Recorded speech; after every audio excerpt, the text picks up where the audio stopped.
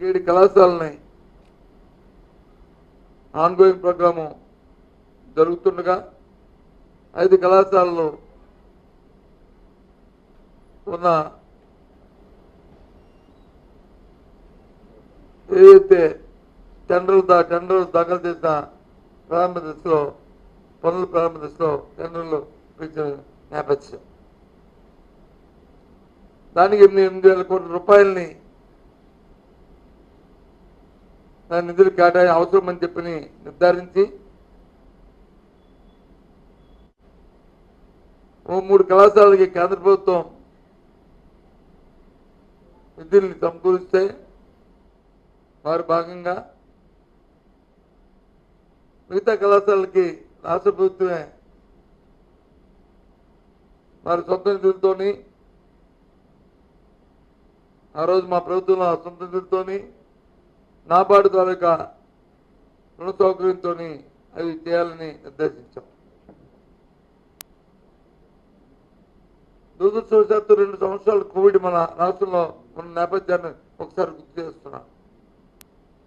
22 ఆఖరి వరకు కూడా మొదటి దశ రెండో దశ కోవిడ్ ఉన్న నేపథ్యం. ఈరోజు మాట్లాడుతున్న మా పెద్ద మాటలు మాట్లాడుతున్న నాయకులు కానీ లేదు ఇంకా మిగతా వ్యక్తులు కానీ ఇంట్లో నుంచి బయటకు వచ్చే పరిస్థితి ఆ రోజు లేకపోతే పరిస్థితి ఒకసారి గుర్తు చేసుకోమని కోరుతున్నాను. అయినప్పటికీ 2 సంవత్సరాల్లో 2,000 కోట్ల పైసలకనే ఖర్చు చేయడమే కాకుండా విజయనగరం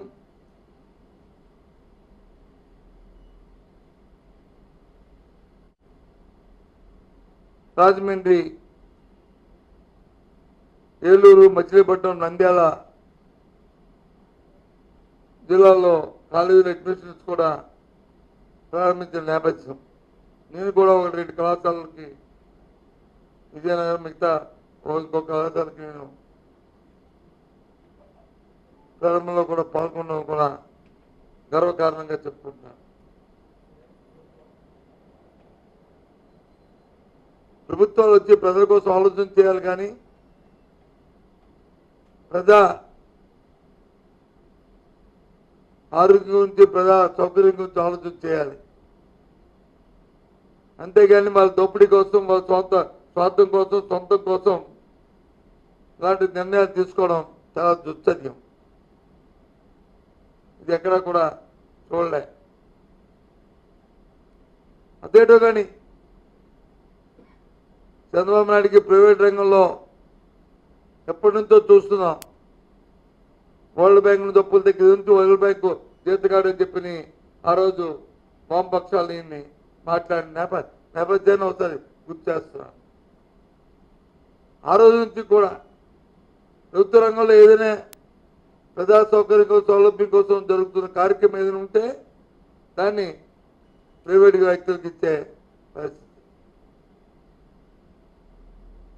ఈరోజు ఇప్పటికే 10 కళాశాలను ఇవ్వాలని క్యాబినెట్లో నిర్ణయం చేయడం, ప్రారంభంగానే 5 కళాశాలలు ఉన్నాయి. ఇంకో ఈ నేపథ్యంలో వచ్చి ఈ ఇస్తున్న పరిస్థితులని చెప్పి ప్రజలు కన్విన్స్ చేస్తే ఆలోచన పర్వాలే. కానీ కట్టిన కాలేజీలని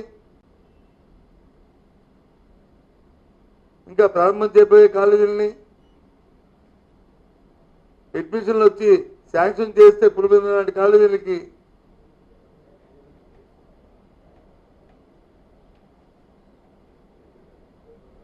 మెడికల్ ఆఫీసర్ ఇస్తే మా పొద్దు అని చెప్పని తిరస్కరించిన ప్రభుత్వాన్ని ఈ ప్రభుత్వాన్ని మనం ఈ కూటమి ప్రభుత్వాన్ని చూసాం. ఈ రోజున్న పరిస్థితుల్లో చాలా దురదృష్టకరం. తీవ్రంగా ఖండిస్తున్నాం. ఇలాంటి దుశ్చర్యలు చేయడం ఇది ధర్మం కాదు. ప్రజా ఆరోగ్యాన్ని తీసుకెళ్లి ప్రైవేట్ ప్రభుత్వం చేయడం అనేది వాళ్ళ చేతుల్లో పెట్టి వారి దయాదాక్షాలనే మీద సామాన్యుల పరిస్థితిని దీనస్థితితో నెట్టడం అనేది మంచి సాంప్రదాయం కాదనేది ఆ నాయకులకి హెచ్చరిస్తున్నాం. మహానుభావుడు ఎక్కడున్నాడో కానీ స్వర్గీయ రాజశేఖర రెడ్డి గారు ఆ రోజు ఆరోగ్యశ్రీ తెచ్చినప్పుడు పేద ప్రజల కోసం కార్పొరేటర్ వైద్యం ఉండాలని, వారితో సమానంగా వారు కూడా ట్రీట్మెంట్ చేసుకుని వారితో వాళ్ళకి మన ఇబ్బందులు లేకుండా ఆ రోజు ఆరోగ్యశ్రీ పెట్టిన పరిస్థితి. పెట్టిన మొదటి సంవత్సరంలో ఇన్సూరెన్స్ కంపెనీలతో డైప్ అయిన పరిస్థితి కూడా మనకు తెలుసు. అప్పుడున్న నేపథ్యంలో సామాన్యులు ఇబ్బంది పడుతుంటే అప్పుడున్న కంపెనీలు అరకొరగా వారికి సౌకర్యాలు కల్పించడంలో అద్దెలు పెడుతుంటే కాదని చెప్పని ప్రభుత్వం ఒక ట్రస్ట్ని ఏర్పాటు చేసి తద్వారా ఆ రోజు చేసిన నేపథ్యం. ఇప్పటికే 14 నెలల కాలంలో ఈ రాష్ట్రంలో పూర్తిగా ఆరోగ్యశ్రీని నిర్వహణ చేశారు. పేదవాడికి ఏ హాస్పిటల్కి వెళ్ళి ఎక్కడ వైద్యం దొరకట్లే. ఎంతసేపు కబుర్లలో ఉన్నాయి తప్ప, మాటల్లో ఉన్నది తప్ప చేతుల్లో ఎక్కడ కనిపించట్లే. స్వయంగా క్షేత్రస్థాయిలో పరిశీలించండి.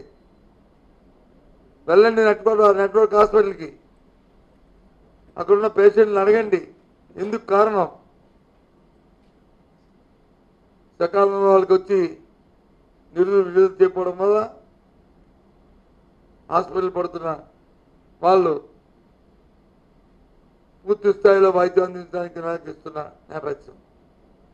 ఏమనంటే మీ ప్రభుత్వంలో అయిపోయినప్పుడు వాళ్ళు బకాయి పెట్టిస్తారు, అందుకే మీ బకాయిలు మీ ప్రభుత్వం ఉన్నప్పుడు బకాయిలు పెట్టలేదా? మీరు 2019లో వైసీపీ ప్రభుత్వానికి వచ్చి అధికారం అప్పచెప్పినప్పుడు మీరు 0 బకాయిలు ఉన్నాయా? ఆ రోజు లేవా? ఇది కంటిన్యూ ప్రాసెస్. ఈ రోజుకి 2 లక్షల రూపాయలు 2 లక్షల కోట్ల రూపాయలు అప్పు తీసుకొచ్చారు. ఈ 2 లక్షల కోట్ల రూపాయల్లో అందులో 6,000 కోట్ల రూపాయలని మీరు వచ్చి ప్రజా ఆరోగ్యం కోసం, హాస్పిటల్ కోసం వచ్చి మీరు వచ్చి ఖర్చు చేయడానికి మీ మనసు తప్పలేదా? దాంట్లో కూడా మీకు కమిషన్లు, దాంట్లో కూడా మీకు లాలుచులు, దాంట్లో కూడా అవినీతి కోసం ఆలోచన చేస్తున్నారా? ఇదేనా పరిపాలన? ఇందుకేనా మీకు అధికారం ఇచ్చింది?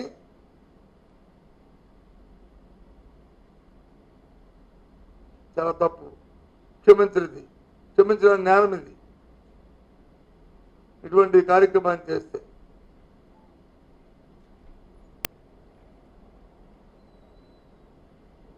ముందు ప్రజాతాలకు శ్రేయస్సు, ప్రజాతాలకు ఆరోగ్యం మహాభాగ్యమని పెద్దలు అన్నారు.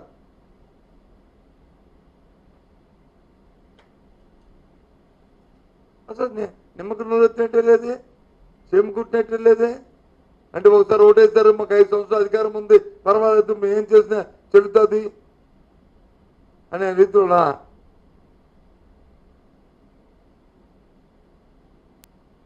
కాబట్టి రాష్ట్ర ప్రధానికి అందరూ కూడా ఈ ప్రభుత్వం చేస్తున్న ఈ దుర్మార్గమైన ఆలోచనని, దుష్ట ఆలోచనని ఒకసారి ఆలోచన చేయాలని కోరుతున్నాం. మా మీద కోపం ఉంటే, లేదు జగన్మోహన్ రెడ్డి మీద కోపం ఉంటే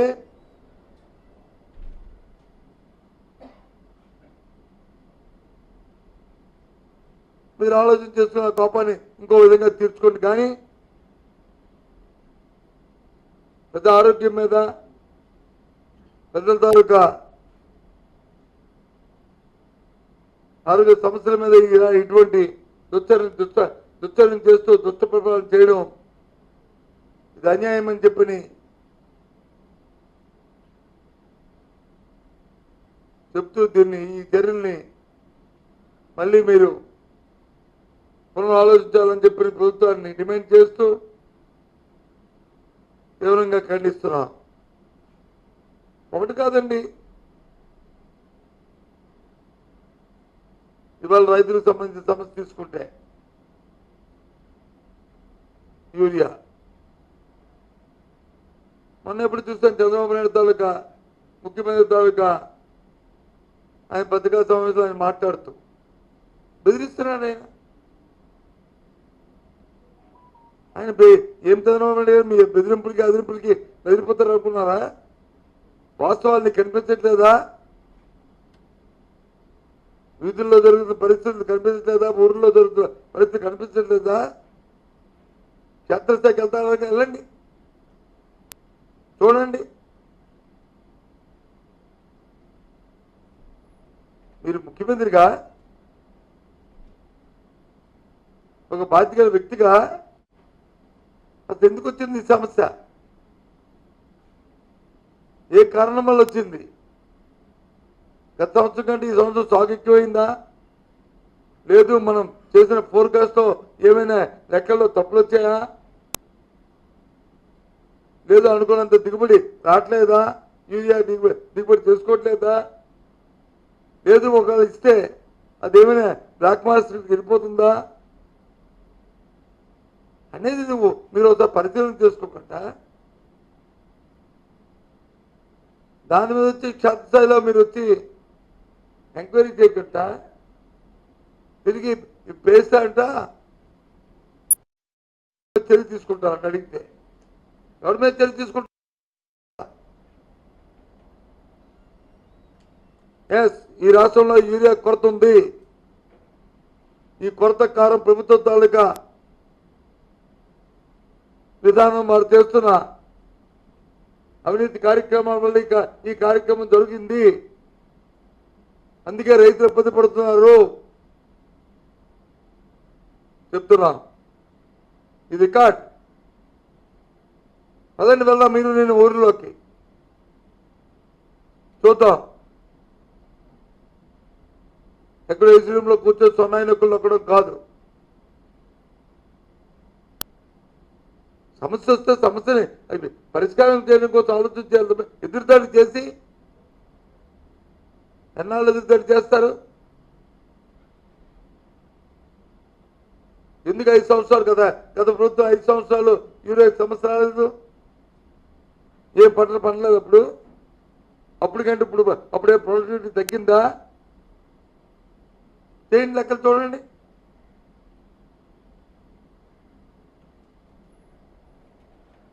ఏం ఆలోచింది? అర్థమవట్లే. ప్రతిదాన్ని ఒక వేగ్గా ఒక చెడుతో పెద్ద పెద్ద మాటలతో మాట్లాడుతున్నాం. మంత్రులైతే భాష అయితే వ్యంగ్యమైన భాషలు. యూరియా కోసం నిలబడుతున్నారంటే మనం భోజనాలకి వెళ్తే బఫాయికి వచ్చి ప్లేట్లు పట్టుకుని నిలబడమా అడుగుతారు.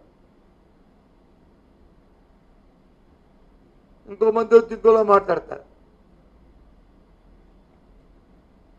సరే, మీ భాషకి మీ భయానికి ప్రజలు ఆలోచించుకుంటారు. నేను దాంట్లో పోవట్లేదు, కానీ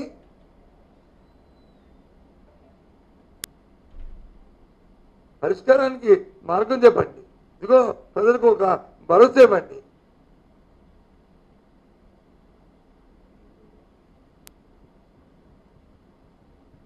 డే 1 నుంచి చెప్తున్నాం. ఆ రోజు మా ప్రభుత్వంలో ఆర్బీఐకి పెట్టాం. మా విధానం ఉన్నది. క్షేత్రస్థాయిలోని విత్తనాలు, ఎరువులు, ఇన్పుట్ సబ్సిడీ అన్నీ కూడా ఆన్ టైంలో మేము అందించాం. అది మా ప్రభుత్వ విధానం. రైతు పట్టేవాడిగా ఉండకూడదు, పెట్టేవాడిగా ఉండాలని స్వర్గీయ రాజశేఖర రెడ్డి గారి విధానం ద్వారా ఆ కార్యక్రమాలు చేశాం. మీ విధానం మళ్ళీ భూమి గుండ్రంగా ఉందని మళ్ళీ పాత పద్ధతిలోకి రైతు మళ్ళీ చేసేవాడిగా చేసే పరిస్థితిని తీసుకొస్తున్నారు. ఏంటిది? ఒక పక్క ప్రకృతి వైపత్యాలు, ఒక పక్క వచ్చి నాయకుల తాలూకా అలసత్వాలు. వాళ్ళకి లేపడం. ఎంతసేపు సెకండ్ డోర్ మీద తప్ప ఫ్రంట్ డోర్లో ఆలోచన చేసి కార్యక్రమం చేయకపోవడం. చేస్తే ఎదురుతాడు, బెదిరించడం. నువ్వు మాట్లాడితే చేస్తావు. మరి నిన్న కాక మొన్న మీ సొంత పేపర్లోనే కదా వారు తిరిగేశారని సరే తీసుకోండి చర్య అయినాడు మీద తప్పు అయితే.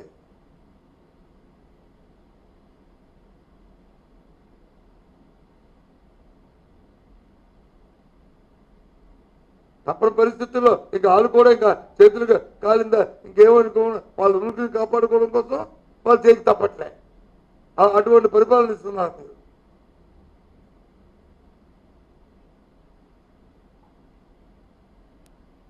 ఏంటిది? ఎంతసేపు డైవర్షన్ పాలిటిక్స్. అందుకే రేపు 9వ తేదీ నాడు రాష్ట్ర వ్యాప్తంగా అన్ని ఆర్టీ ఆఫీసులకి మా పార్టీ మరి రైతు సంఘాలు రైతులతో కలిసి వెళ్ళి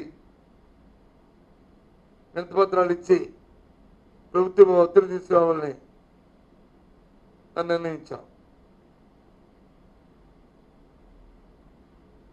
ఇప్పటికే ఎంతసేపు తగ్గితే 4 రోజులు బట్టి చెప్పుకొస్తున్నాం. మీరు చేస్తున్న ప్రక్రియను చెప్పండి. ఇదిగో రాష్ట్రానికి ఇంత యూరియా కావాలి,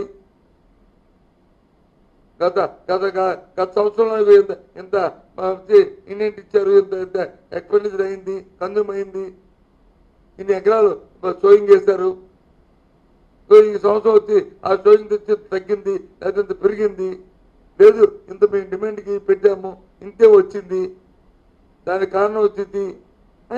వాస్తవాలు చెప్పండి.